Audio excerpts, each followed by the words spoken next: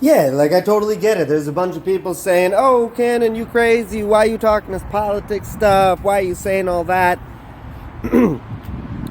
Why are you talking about the economy, this, that, or the other?" Because the generations that are coming up after us millennials, we've had access to world news. They had access to world news in the palm of their hand ever since they were children. And so the context and these frames of reference are not foreign to them. Neither is the idea of living in a globalized world. Well, of the same accord, we see your Elon Musks, we see your Bill Gates, we see your Jeff Bezos, and what we see more often than not is condescension. And we don't like that. We want to have connection. And you can't connect with somebody when you're looking down at them.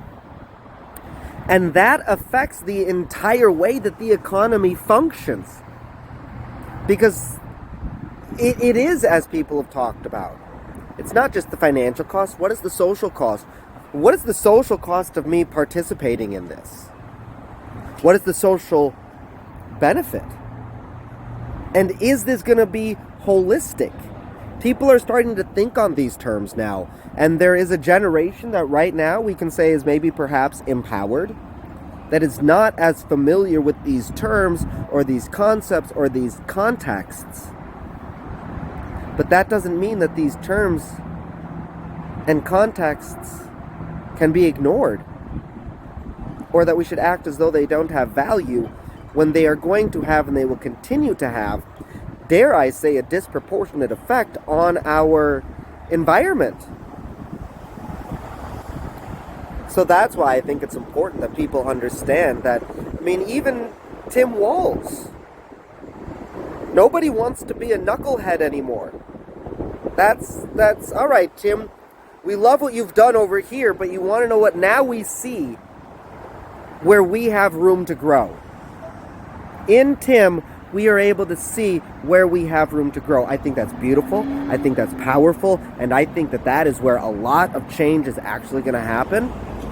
And it is incumbent upon us to then be reflective of our own behavior and start figuring out where do we have room to grow as individuals so we can make deeper connections, have more sustainable relations, and then help create a more beautiful world for all of us. Because I think especially now when we see climate change and we see such widespread poverty, that I think is going to be a goal, a big goal for the coming generations and the coming years and decades. How can we make life more beautiful for all of us and at the expense of the least of us? And to a degree, dare I say, it's all right if that beauty needs to come at the expense of those who are most comfortable.